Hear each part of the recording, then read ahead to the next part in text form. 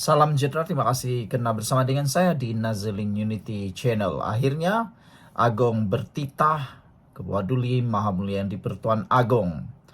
Agong mengarahkan supaya kerajaan lebih tegas bendung budaya fitnah dan hasutan. Habislah kali ini.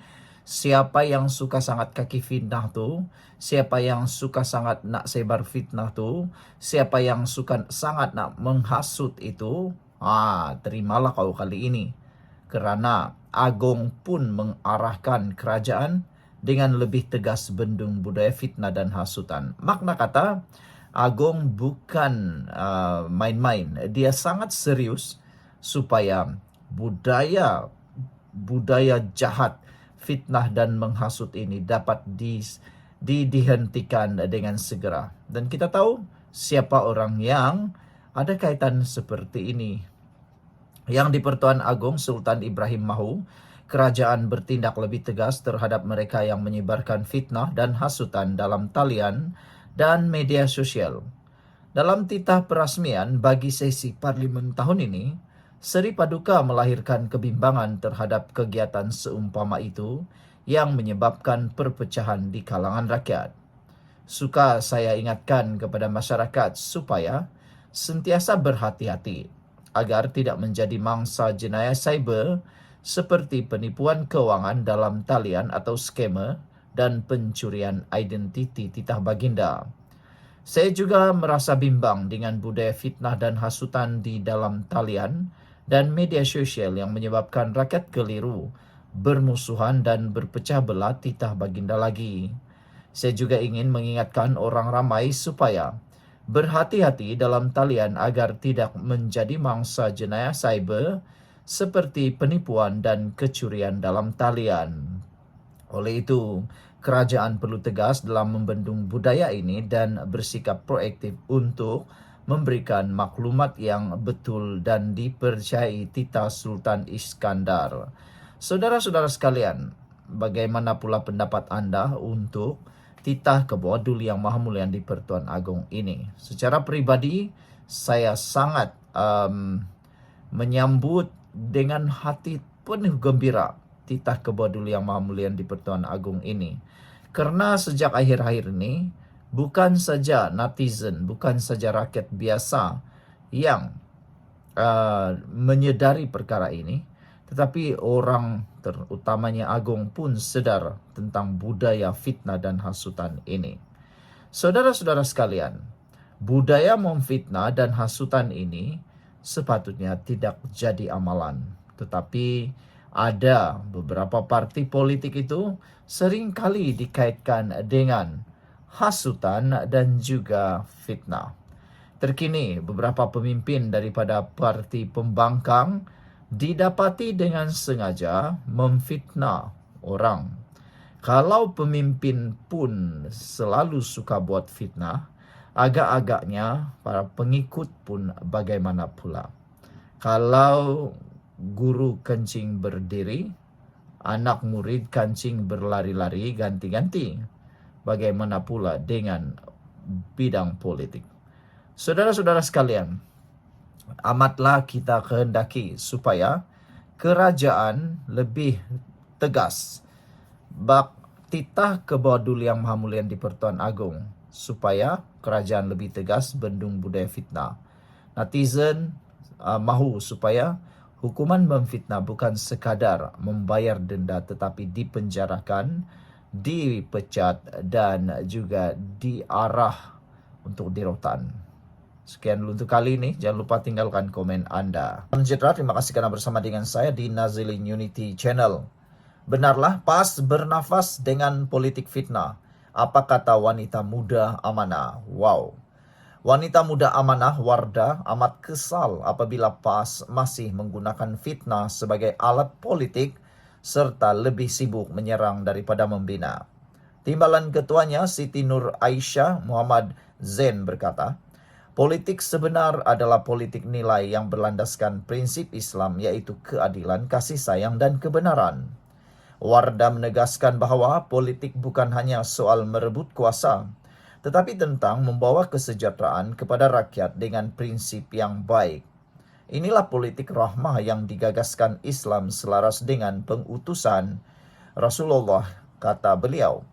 Menerusi kenyataan hari ini, Siti Nur Aisyah berkata, amanah berpegang teguh kepada prinsip politik rahmah dengan tekad untuk mempertahankan kesucian agama Islam dan memperjuangkan ajaran Islam demi memartabatkan negara.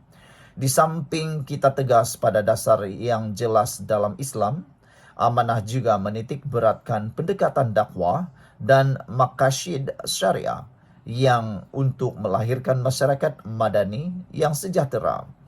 Justru katanya, Islam mengajar umatnya untuk menjaga ketinggian adab dan akhlak mulia seperti yang ditunjukkan oleh Rasulullah yang digelar sebagai Al-Amin.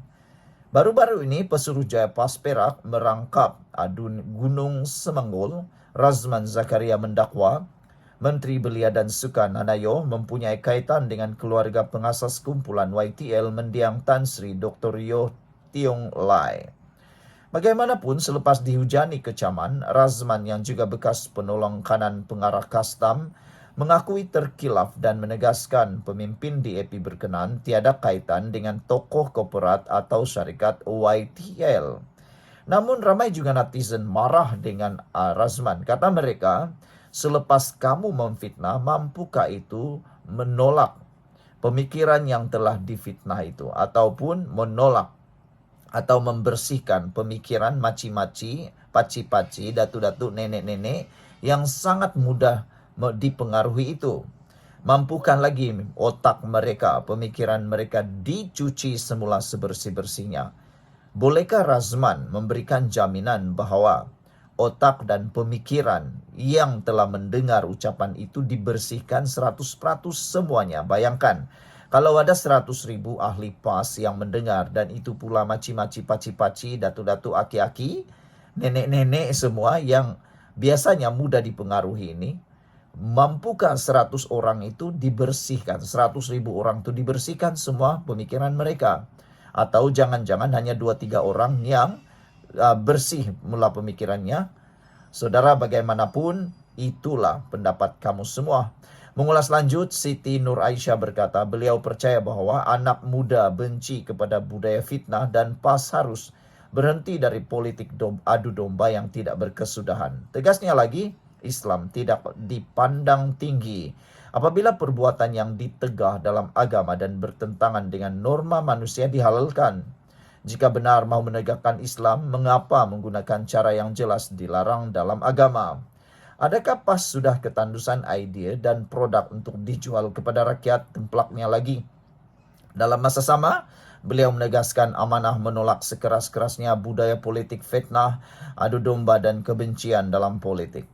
Amanah berada di persada politik tanah air dengan berusaha memajukan rakyat melalui dasar yang membawa kebaikan. Amanah akan terus mencari solusi untuk membela kebajikan rakyat dan mewujudkan sebuah negara yang sejahtera buat semua rakyat, kata Siti Nur Aisyah lagi.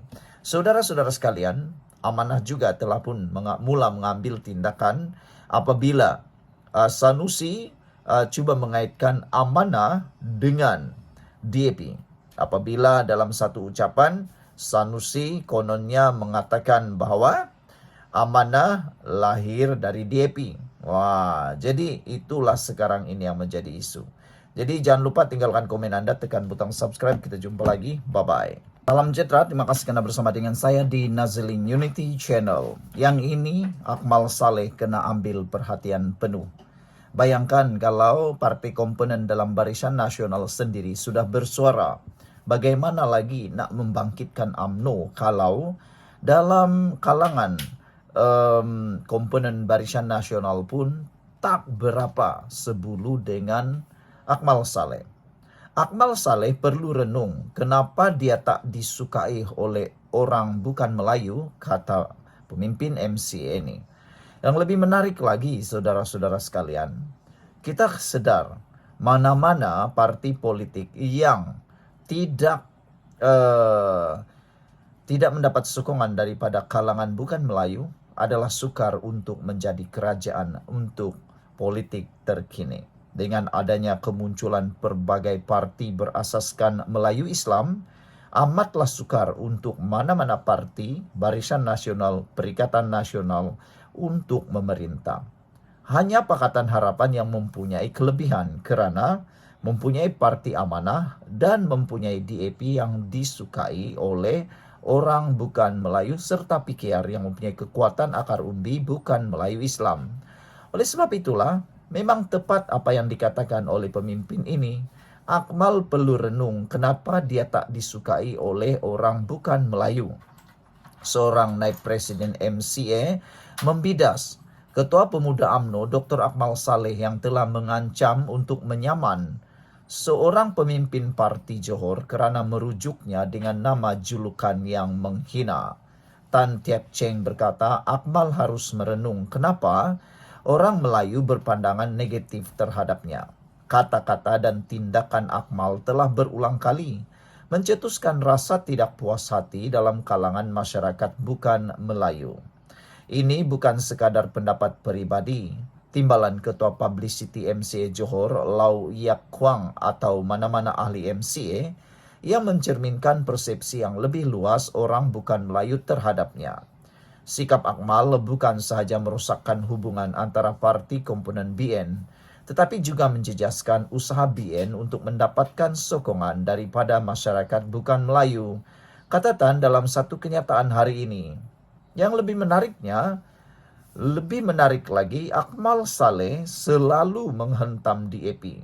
Walhal DAP ialah rakan dalam kerajaan perpaduan. Tapi Akmal Saleh tetap seringkali menjadikan DAP sebagai kambing hitam dalam mana-mana isu. Apa-apa pun tetap mencari DAP. Jadi sekarang ini Akmal Saleh harus sedar, kalau dia terus mencetuskan provokasi seperti ini, tidak mungkinlah Barisan Nasional akan menjadi kerajaan sekali lagi. Ketua Pemuda UMNO itu sebelum ini menyorot mengenai hantaran Facebook oleh Lau yang menggunakan perkataan yang diterjemahkan sebagai Melayu gila. Akmal berkata ini sama ada serangan ke atas dirinya atau penghinaan terhadap orang Melayu secara keseluruhan. Lau bagaimanapun menjelaskan bahawa perkataan itu frasa biasa yang digunakan di media sosial yang bermaksud Akmal yang sentiasa bertindak tidak rasional. Askara Cina disebut ma yang bermaksud kuda. Bagaimanapun huruf itu juga boleh digunakan secara fonetik untuk mewakili bunyi ma apabila mengalih huruf daripada bahasa lain termasuk perkataan Cina untuk Malaysia, Melayu, Mahathir dan Akmal. Saudara-saudara sekalian, beberapa komen daripada netizen untuk isu kali ini. Kata Harimau Satu, tak payah renunglah, dia bekerja untuk semua rakyat Malaysia. Black Puma kata Akmal tidak menunjukkan toleransi dan bersikap wibawa terhadap semua masyarakat. Semakin ramai masyarakat bukan Melayu tidak menghormatinya lagi. Harimau Satu kata hanya golongan peniaga yang tidak berkemanusiaan tidak suka dia. Black Puma kata pandangan yang jauh dari kebenaran. Tolong tanya bukan Melayu yang tidak berniaga sebelum memberi pandangan seperti itu. Adakah anda juga setuju seperti yang dinyatakan oleh Harimau Satu bahawa hanya golongan peniaga yang tidak berkemanusiaan tidak menyukai Akmal Saleh, atau seperti yang dikatakan oleh Black Puma bahawa kena tanya semua orang baru tahu siapa sebenarnya yang tidak menyukai Akmal Saleh? Tinggalkan komen anda, tekan butang subscribe. Kita jumpa lagi. Bye-bye.